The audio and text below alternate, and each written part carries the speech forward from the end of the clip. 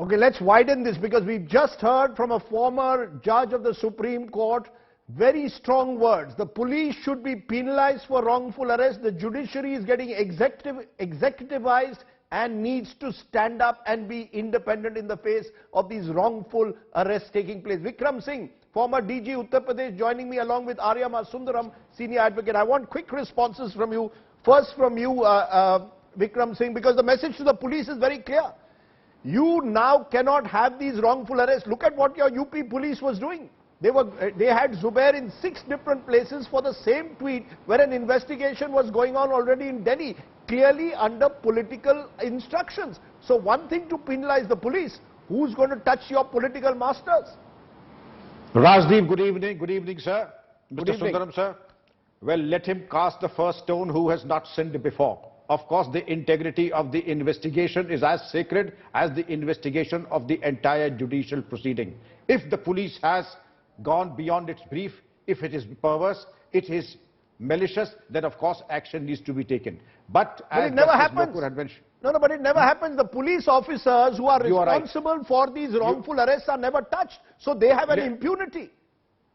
I don't say they have an impunity. They say that there are no bad soldiers, there are only bad generals. I would fault the police leadership for that, because till about as late as 20 years ago, there were consequences for every person who did that. Bad investigation, worse prosecution, and both need to be punished. I don't think any such case has happened in the last 20 years, and that is where the fault line is, Rajdeep.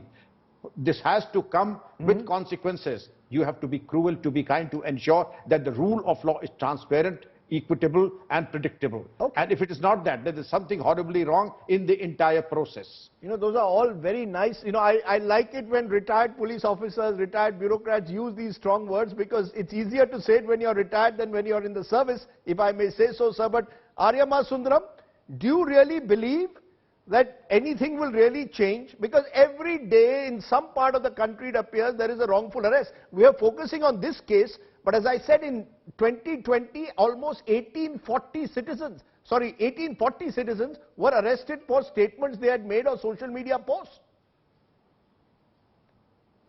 Rajdeep, when I joined the bar 40 years ago, the adage was, jail is an exception, bail is the rule.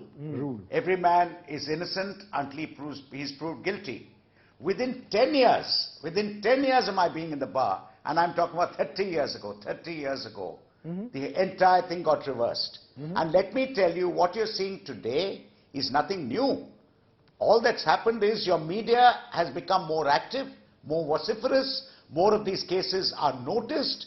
Earlier these cases were not noticed.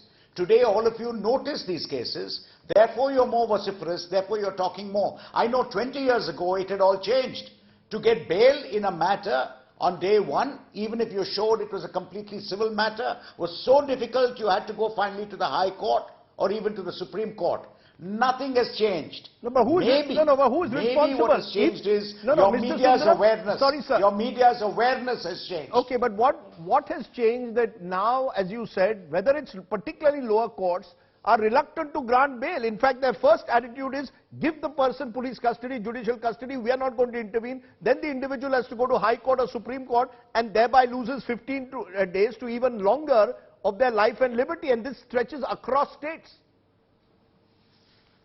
Absolutely. And let me tell you something, this has been the case for the last 25 years. The courts, the Supreme Court has cried itself hoarse by saying, don't arrest unless you need to arrest.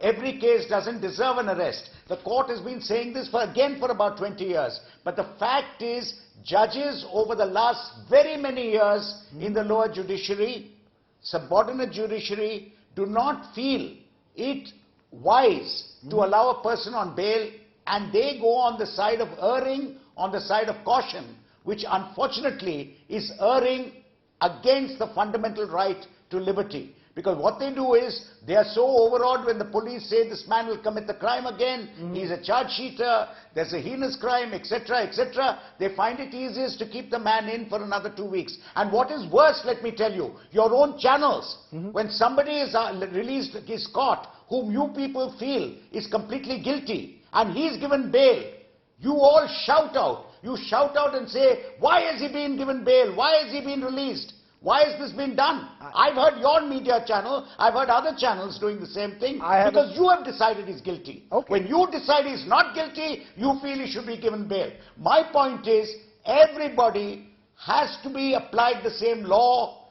Bail is a rule, jail is an exception. Okay. Not bail is the rule when the media feels it's a rule, and otherwise it's an exception. Okay. I'm sorry, but let me tell you, your channels itself have screamed when people have been given bail. Because you said, how can this man be given bail? Okay, you made And that I've point. heard it. Okay, More you times made than the one. point. So You why made the does the whole point. So thing there is change both. now? So there is both media awareness and trial by media. Therefore, a final word to you, Vikram Singh, and I want an honest answer.